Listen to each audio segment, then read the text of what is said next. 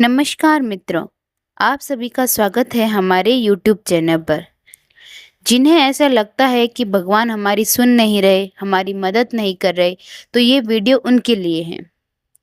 आप हमारे चैनल पर नए हैं तो चैनल को सब्सक्राइब कीजिए, बेल आइकन प्रेस कीजिए। क्या हुआ जब अपनी बात की गवाही देने के लिए अदालत पहुंचे हो आदिदेव महादेव। फिर जो हुआ उसे देखकर पुलिस वाले भी हैरान हो गए। हर हर महादेव। दोस्तों, ये सच्ची घटना है वृंदावन की। वृंदावन में एक संत रहा करते थे। लोग उनको जज साहब कहकर पुकारते थे। लोगों ने पूछा कि तो एक संत है, फिर लोग उनको जज साहब कहकर क्यों पुकारते हैं। तब एक ने बताया कि असल में वो संत एक जज थे जो जिले के कोर्ट में फैसला किया करते थे। जिले के गांव में एक केवट नाम का लड़का रहता था जो महादेव का भोला सा भक्त था। महादेव का भक्त था, पर केवट बहुत ही भोला था। वह रोज शिव मंदिर जाकर प्रभु की सेवा करता था। एक दिन की बात है, केवट को उसके पिताजी ने बुलाया और कहा कि बेटा, तुम्हारी बहन बड़ी हो गई है, कुछ महीने में उसकी शादी करनी है, पैसों की जरूरत आन पड़ी है, तुम जाकर जमींदारों से कुछ पैसे उधार ले आओ और कुछ पैसों से तुम्हारी बहन की शादी कर देंगे, फिर बाद में उनको ब्याज सहित लौटा देंगे। तुम जल्दी जाकर पैसे ले आओ। केवट जमींदार के पास जाकर कुछ पैसे उधार ले आया और वह पैसे अपने पिताजी को दे दिए। कुछ महीने में केवट की बहन की शादी बड़ी धूमधाम से हो गई।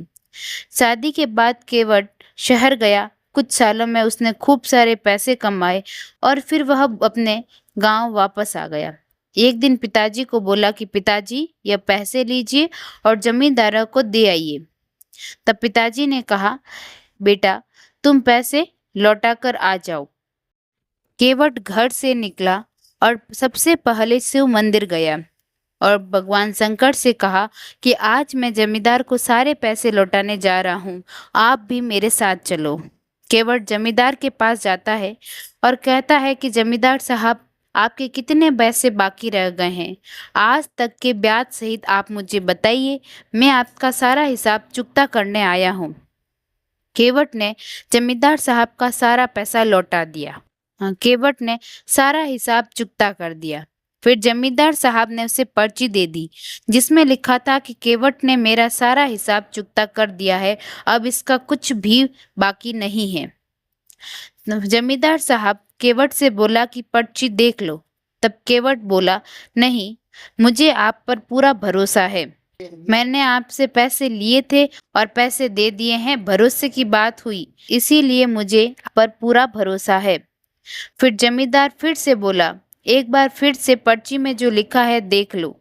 तब केवट ने बोला कि भगवान शंकर ही जाने। जमींदार ने सोचा कि केवट काफी भोला है, क्यों न इससे ज्यादा पैसे वसूल लूं। जमींदार ने दूसरी पर्ची निकाली और इसमें लिख दिया कि केवट ने अभी तक मेरे पैसे नहीं लौटाए हैं। पहली वाली पर्ची को पुस्तक में रख दिया। दूसरे दिन जमींदार ने केवट के घर पर एक पर्ची भेजी जिसमें लिखा था कि अगर मेरे सारे पैसे नहीं लौटाए तो मैं कोर्ट में केस कर दूंगा। केवट के पिताजी घबरा गए, समझ गए कि जमींदारों ने केवट को फंसाने की कोशिश कर रहे हैं। वो लोग अपनी जिद पर अड़े रहे और उन्होंने सारा पैसा लौटा दिया, लेकिन जमींदार साहब नहीं माने। कुछ दिन बाद जमींदार ने जिले के कोर्ट में केस कर दिया। कुछ दिन बाद कोर्ट से ऑर्डर आया कि केवट को कोर्ट में हाजिर होना है। वह दिन आ गया जब कोर्ट में हाजिर होना था, तो केवट कोर्ट में हाजिर होने से पहले शिव के मंदिर में गया और फिर कोर्ट चला गया। कोर्ट में उससे पूछा गया कि केवट, तुमने जमींदार के पैसे क्यों नहीं लौटाए। तब केवट ने बोला कि मैंने सारे पैसे लौटा दिए हैं, जमींदार साहब झूठ बोल रहे हैं। तब जज साहब बोले, आते समय तुम्हारे अलावा और कोई वहां मौजूद था या नहीं। तब केवट बोला, भगवान शंकर जाने, वो ही वहां मौजूद थे। तब जज साहब ने सोचा शंकर नाम का कोई व्यक्ति मौजूद था, इसीलिए यह कह रहा है कि शंकर वहां मौजूद थे। जज साहब बोले कि शंकर जी कहाँ रहते हैं, उनका पता बताओ। तो वह बोला, शंकर जी मंदिर में रहते हैं। जज साहब ने सोचा कि कोई पुजारी होगा जिसका नाम होगा शंकर। जज साहब ने शंकर के नाम का वारंट निकाला और अपने सिपाहियों से बोला कि उस मंदिर में जाओ और शंकर जी को बुला कर लेके आओ। सिपाही तुरंत निकल गए। कुछ देर बाद वो मंदिर पहुंच गया। पुजारी से बोला कि शंकर नाम का व्यक्ति कौन है, उनको बुलाओ। पुजारी जी ने कहा, शंकर जी महादेव ही हैं। तब सिपाही बोला कि उनके नाम का वॉलेट है, उनको कोर्ट में हाजिर होना पड़ेगा। पुजारी ने वो वारंट शिवजी के चरणों में रख दिया और बोला कि हे प्रभु, आज तक आपके चरणों में कई सारे पकवान, आभूषण, वस्त्र आए, मगर आज पहली बार एक वारंट आए। प्रभु, अपने भक्त की लाज रखना, उसे बचा कर रखना। आखिर वह दिन आ ही गया जब प्रभु को कोर्ट में हाजिर होना था, गवाही देनी थी। सवेरे सवेरे केवट मंदिर गया, प्रभु के दर्शन किए और बोला कि शंकर जी, आपको पता है ना, आज आपको कोर्ट में हाजिर होना है, गवाही देनी है, मैं आपका इंतजार करूंगा। केवट कोर्ट में पहुंच गया।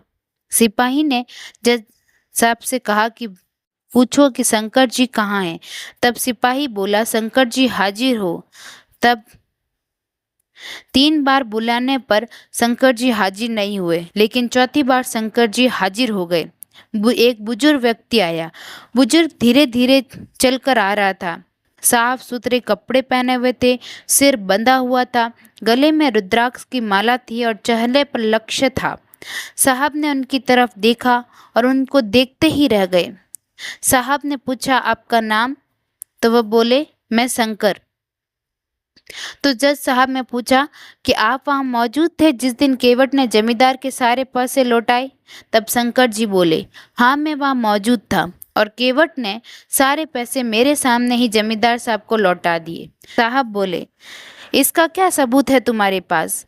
शंकर जी बोले, जमींदार जहाँ बैठता है वहाँ दाहिनी तरफ अलमारी में एक लाल रंग की पुस्तक है, वो वहाँ पर असली वाली पर्ची रखी हुई है। जज साहब ने तुरंत ही सिपाही को जमींदार के घर भेजा और वह पर्ची लाने को कहा। उसके बाद सिपाही पर्ची लेकर कोर्ट में हाजिर हो गए।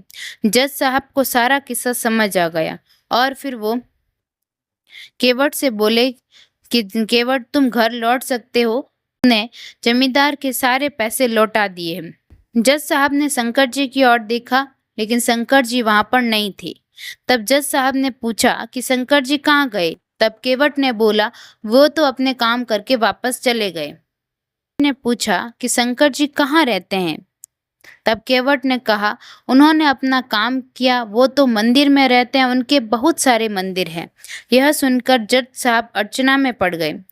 सिपाही से पूछा कि तुम मुझे शंकर जी के घर ले चलो। फिर सिपाही और जज साहब दोनों ही मंदिर की ओर चल पड़े। जज साहब ने देखा कि एक पुजारी मंदिर में मौजूद है और उससे पूछा कि शंकर जी कहाँ हैं? वह पुजारी बोला कि जो सामने आपको दिख रहे हैं वही है महादेव, वही है भोलेनाथ, वही है शंकर जी। जज साहब ने देखा तो वो सदमे में आ गए। मूर्ति उस बुजुर्ग व्यक्ति की तरह दिख रही है जो आज आए थे। जज साहब रोने लगे।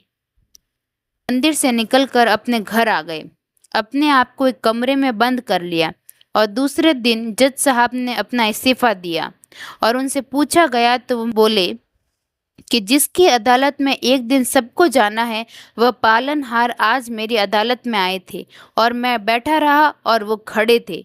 मैंने बहुत बड़ी भूल कर दी, उनको पहचान नहीं पाया। लोगों के जीवन का फैसला करने वाले कोई आज मैं फैसला सुना रहा था। जानते हो, आज भी जज साहब वृंदावन की गलियों में घूमते नजर आते हैं। हर रोज प्रभु के दर्शन मंदिर के बाहर से ही करते हैं और वहीं खड़े रहते हैं। दोस्तों, अगर आपको हमारी खास जानकारी अच्छी लगी हो तो इस वीडियो को लाइक करें, हमारे चैनल को सब्सक्राइब करना ना भूलें और ज़्यादा से ज़्यादा इस वीडियो को शेयर करें। धन्यवाद।